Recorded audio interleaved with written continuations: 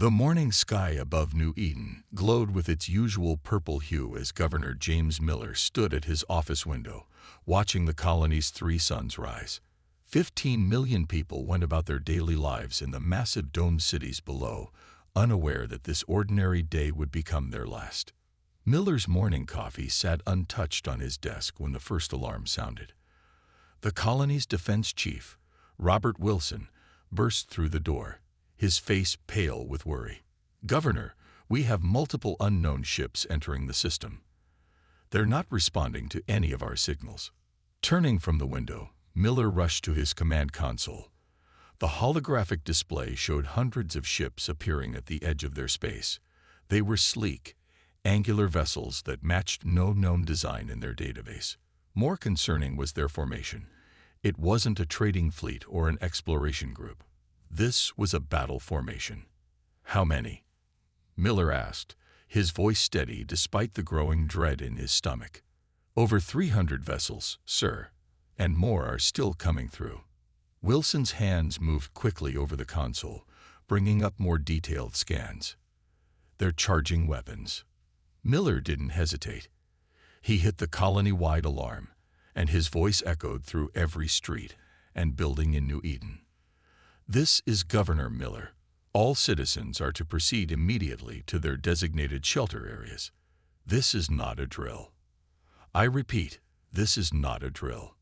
The ships were moving faster now, spreading out in an attack pattern that would surround the colony. New Eden had defenses, energy shields, automated defense platforms, and a small fleet of patrol ships, but nothing prepared for this scale of assault. Miller watched as the first wave of enemy ships launched what looked like glowing purple spheres toward the outer defense platforms.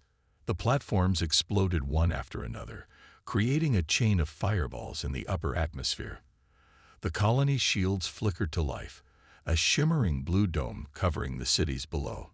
The patrol ships, 20 in total, moved to intercept despite being desperately outnumbered. "Sir," Wilson called out, "we're receiving a transmission from the lid ship." The screen flickered, showing a creature Miller had never seen before.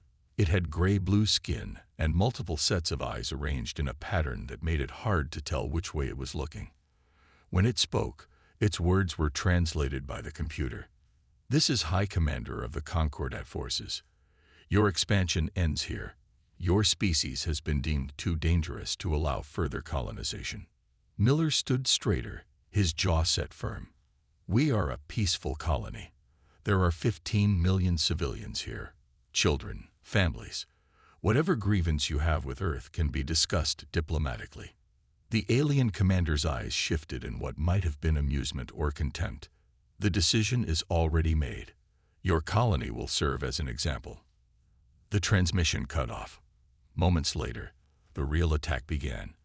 The enemy ships fired in perfect coordination, their weapons hammering against New Eden's shields. The barrier that was designed to last for days under normal assault began to crack within minutes. Miller watched as the colony's patrol ships fought bravely, managing to destroy several enemy vessels before being overwhelmed. Each explosion in space marked the loss of more brave defenders. The shields were failing sector by sector, and the enemy ships were methodically targeting every crucial infrastructure point they could find. "Get me a direct line to Earth Command," Miller ordered, knowing what had to be done. As Wilson worked to establish the connection through their quantum communicator, Miller recorded what would be his final message. "Earth Command, this is Governor James Miller of New Eden Colony.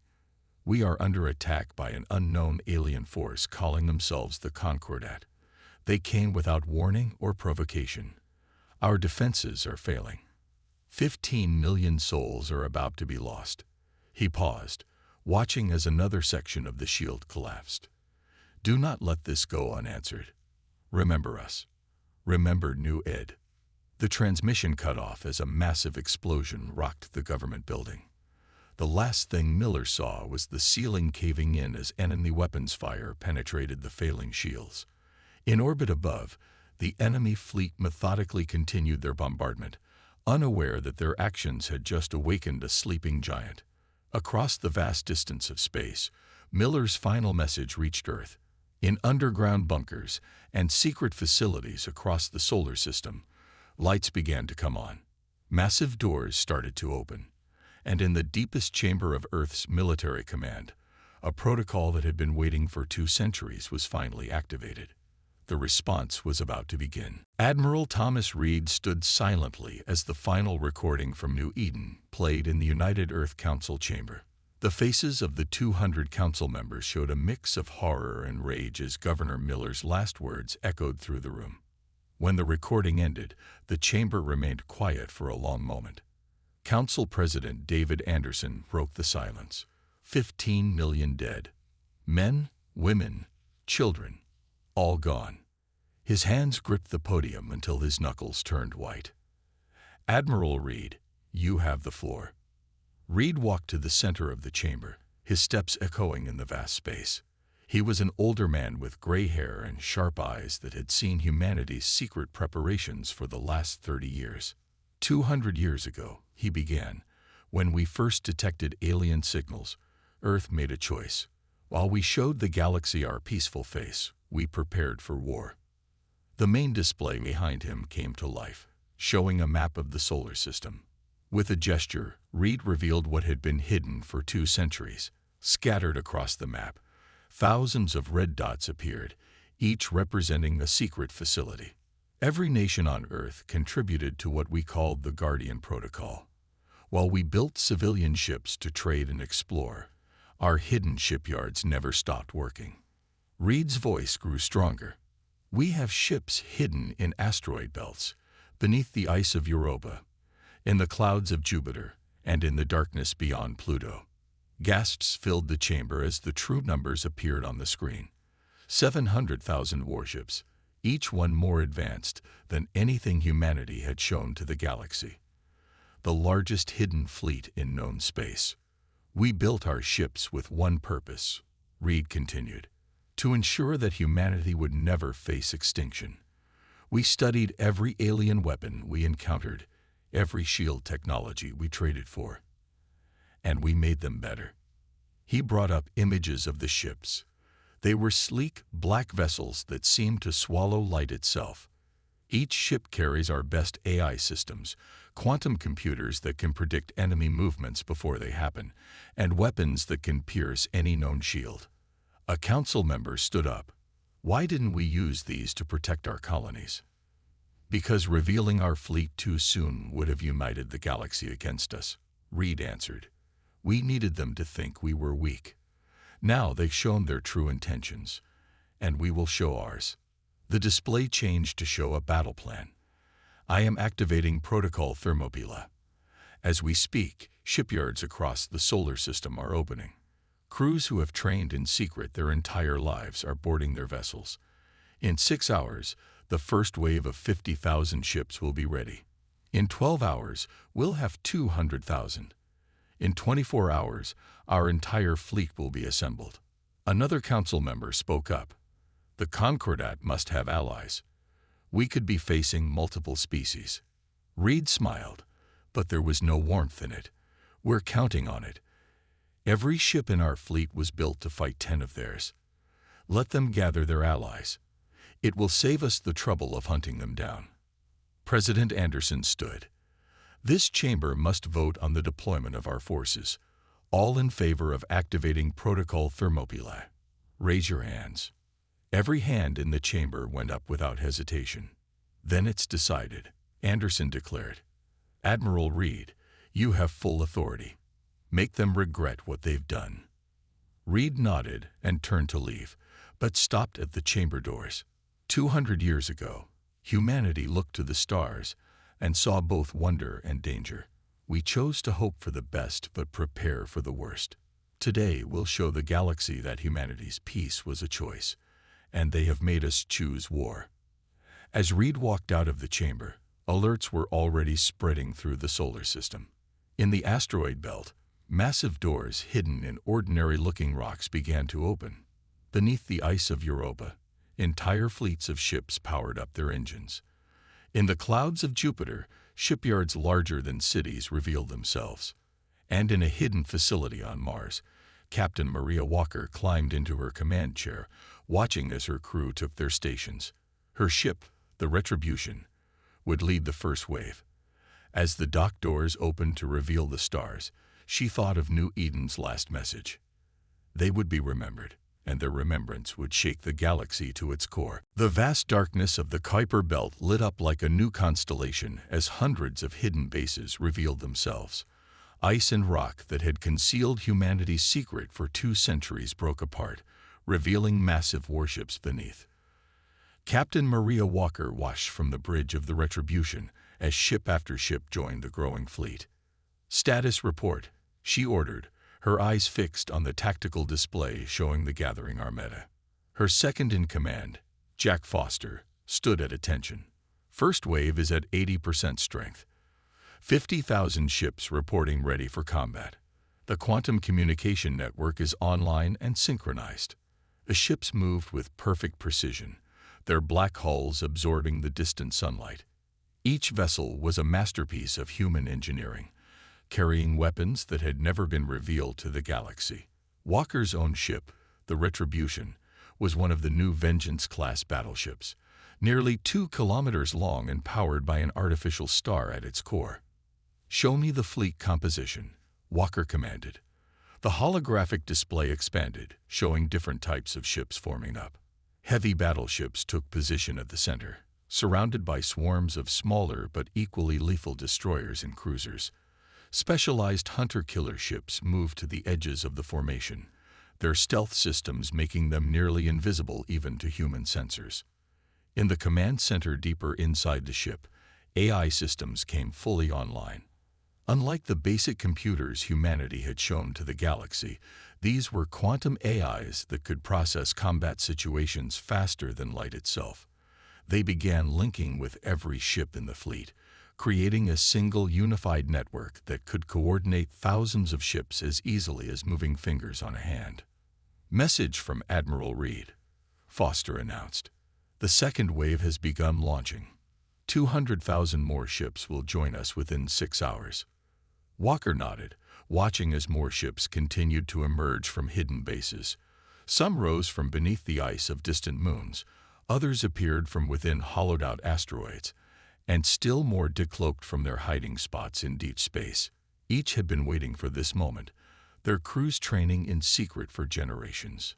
"Bring up the weapons display," she ordered. The hologram shifted to show the Retribution's armament. Quantum torpedoes that could bypass any known shield, gravity weapons that could tear ships apart from the inside, and energy beams that could slice through the strongest armor. But the real advantage was in the ship's brain, its ability to predict enemy movements and coordinate with the entire fleet as one organism. A junior officer spoke up from his station. "Captain, we're receiving the first strategic updates. The Concordat fleet that attacked New Eden has split up. They don't know we're coming." "They're about to learn," Walker replied, her voice cold. She turned to address her bridge crew. "For 200 years, we've hidden our strength.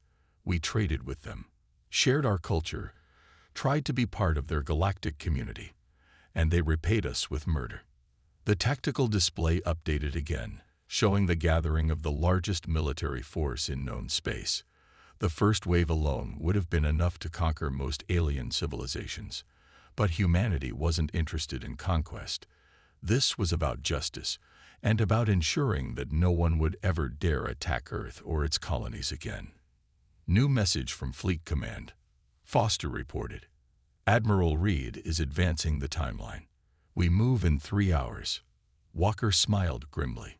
"Send to all ships in the first wave. Begin power-up sequences. Launch all scout drones.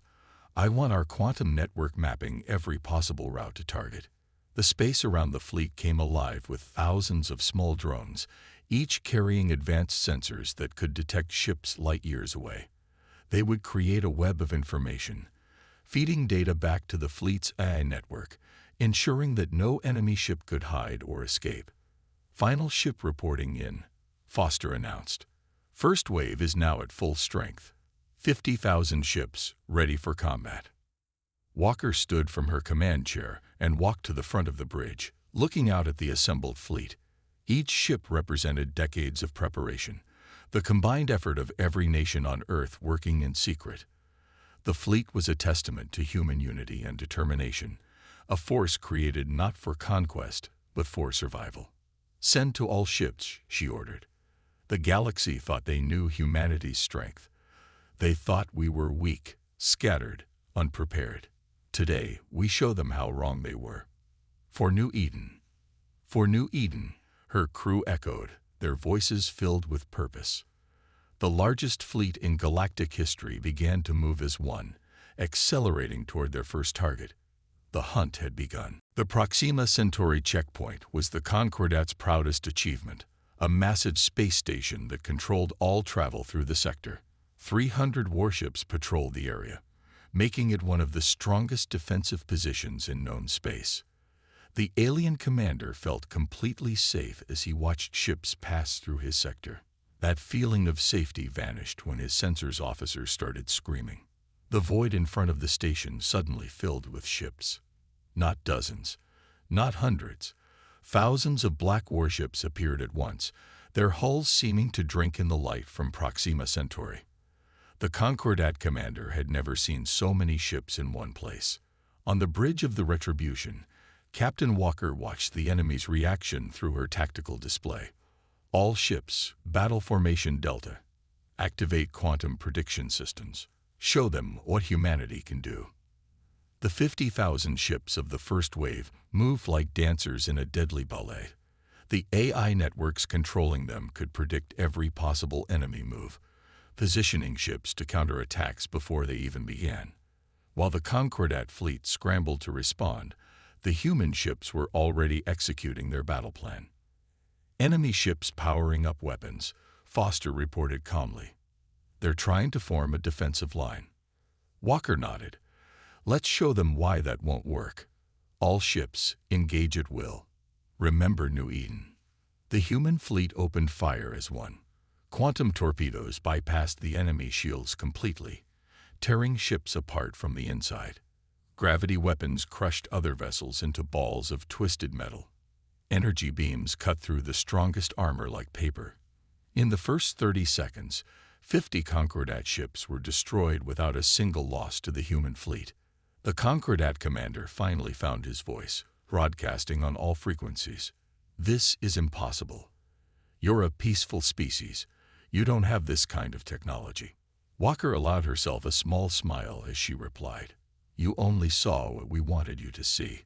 New Eden was defenseless because we needed you to think you could attack us without consequences. Now you learn the truth." The Retribution moved forward, its massive form dwarfing the enemy vessels. Its quantum eye predicted that 3 Concordat ships would try to flank it. Before they could move, the Retribution's weapons had already fired, destroying all 3 targets.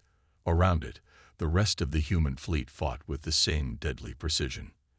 "Enemy fleet at 60% strength," Foster reported.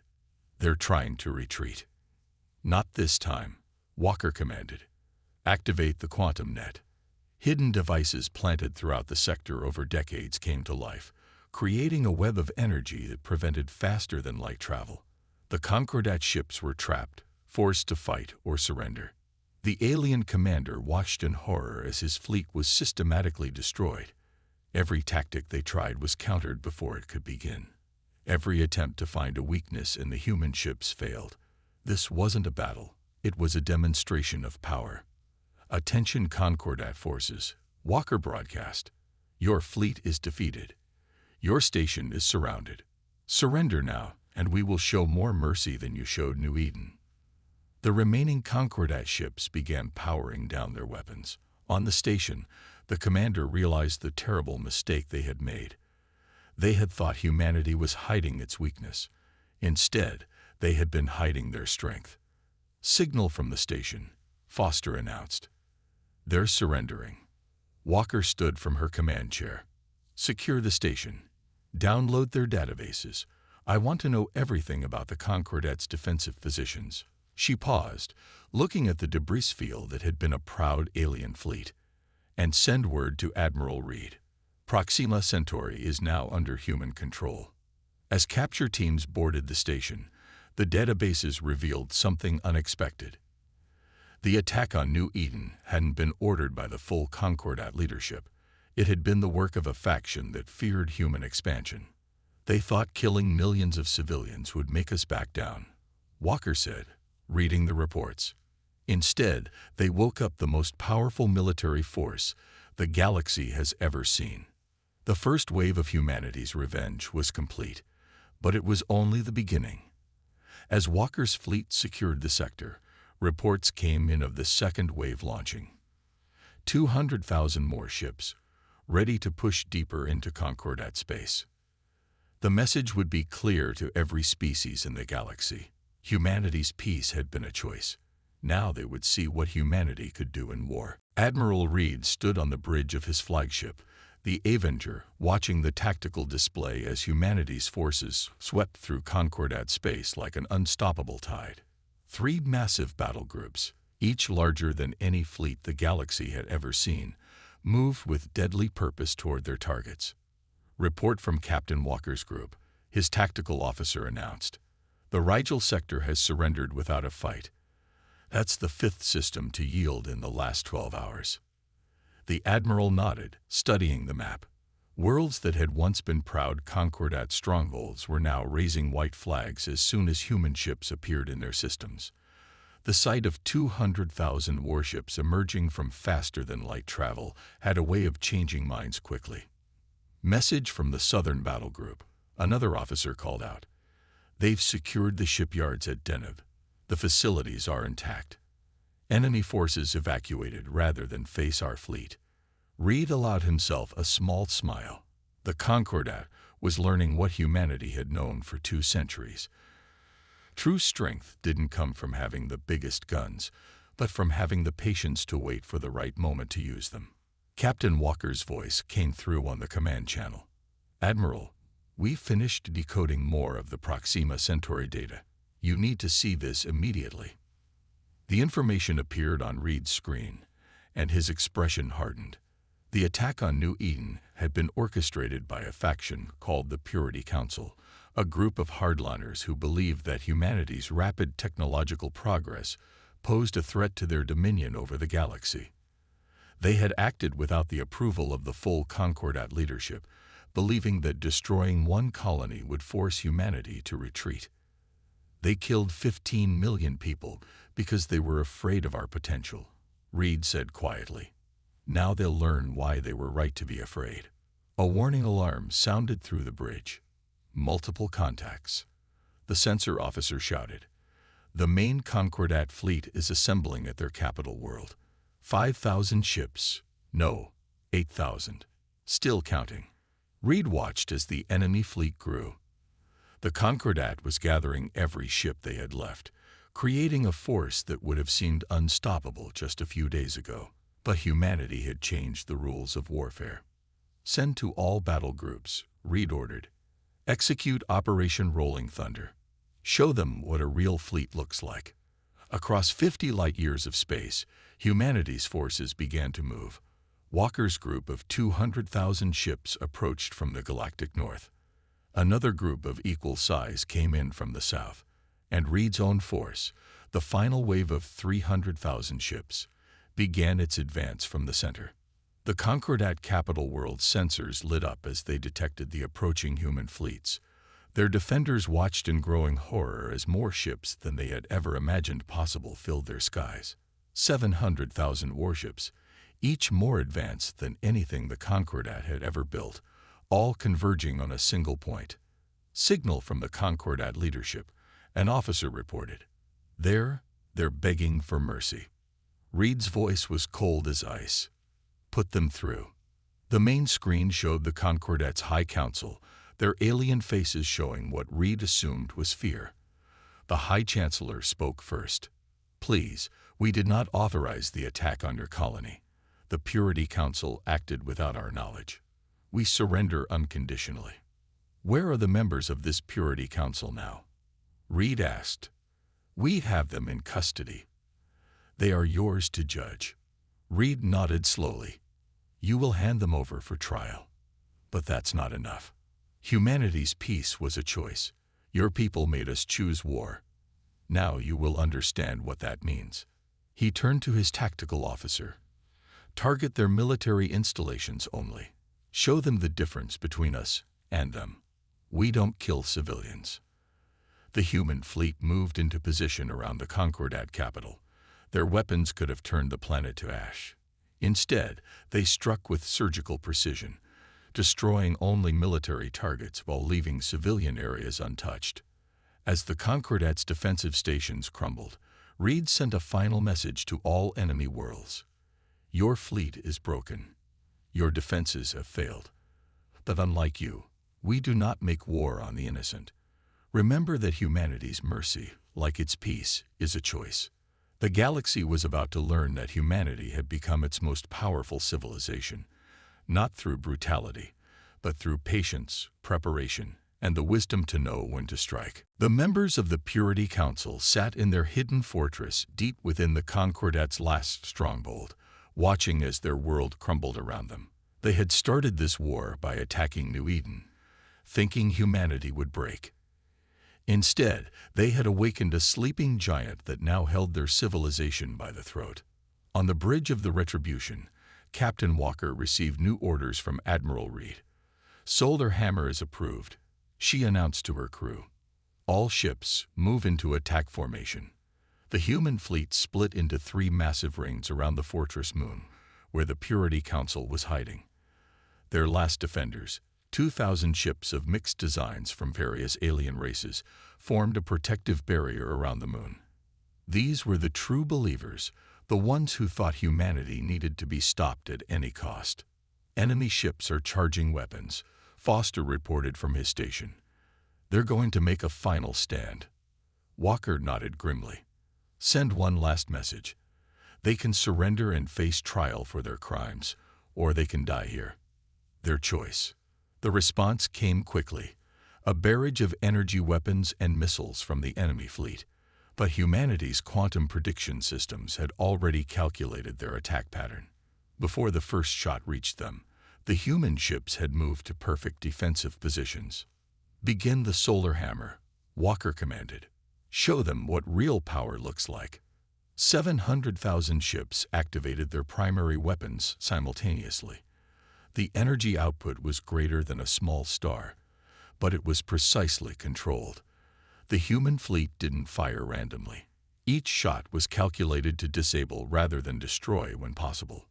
Enemy ships found their shields failing as specially designed quantum torpedoes phased through their defenses. Others lost power as gravity weapons crushed their engine cores. The larger ships were systematically dismantled by precision energy beams that cut through their hulls like paper. Half their fleet is disabled, Foster announced. No civilian casualties. Our targeting systems are working perfectly. This was humanity's true strength, not just overwhelming force, but the ability to use it with surgical precision. While the Purity Council had killed millions of innocent civilians on New Eden, humanity's response targeted only those who had chosen to fight. Inside their fortress, the Purity Council watched in horror as their defenses crumbled. The human ships moved with impossible coordination, predicting and countering every tactic, every desperate gambit. This wasn't just superior technology.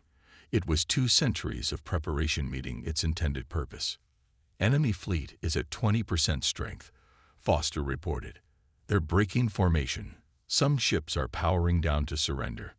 Walker stood from her command chair. Begin Phase 2. Breach their fortress. Special operations ships moved forward, their crews trained for exactly this mission. They didn't need to blast their way in. Human technology simply bypassed the fortress's defenses, quantum tunneling through shields that had never been designed to stop such advanced weapons. The Purity Council members rushed to their escape ships, but found them already disabled by human cyber warfare systems. As human forces breached their inner sanctum, they finally understood their mistake. They had judged humanity by their visible technology, their seemingly peaceful nature. They had never imagined that beneath that peaceful exterior lay the most advanced military force the galaxy had ever seen.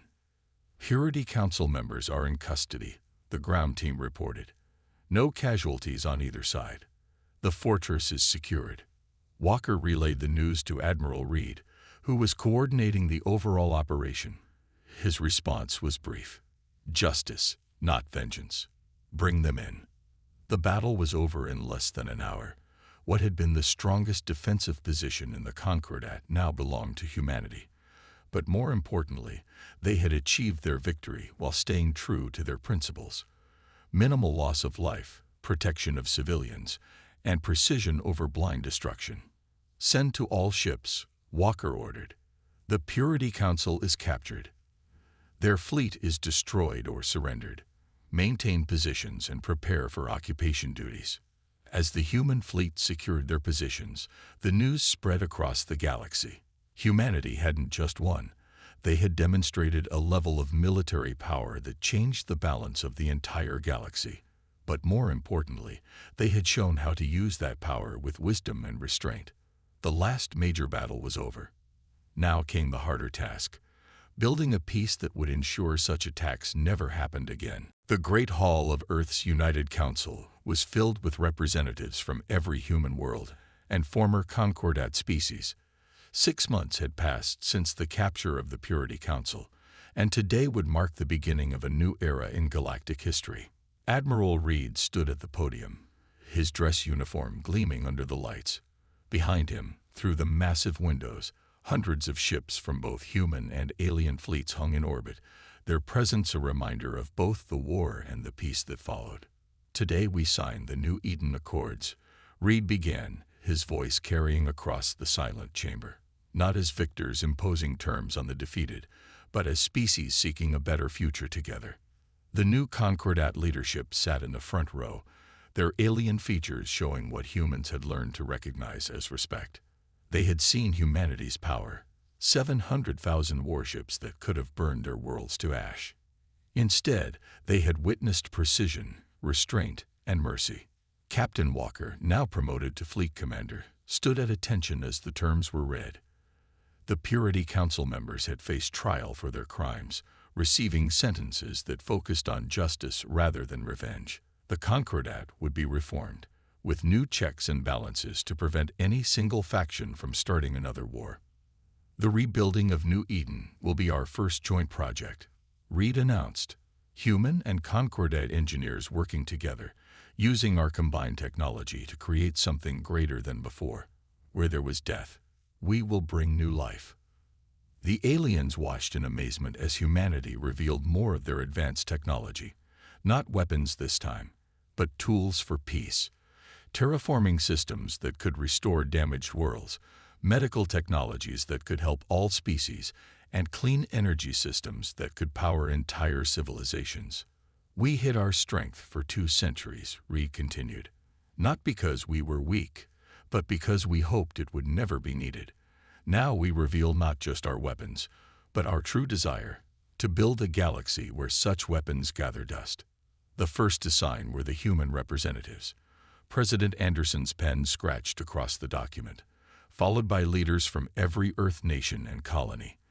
Then came the new Concordat leadership, their signatures marking their commitment to peace. In orbit above New Eden, construction ships from both civilizations worked side by side. The ruins of the old colony were being cleared away, making room for a new city that would stand as a symbol of cooperation.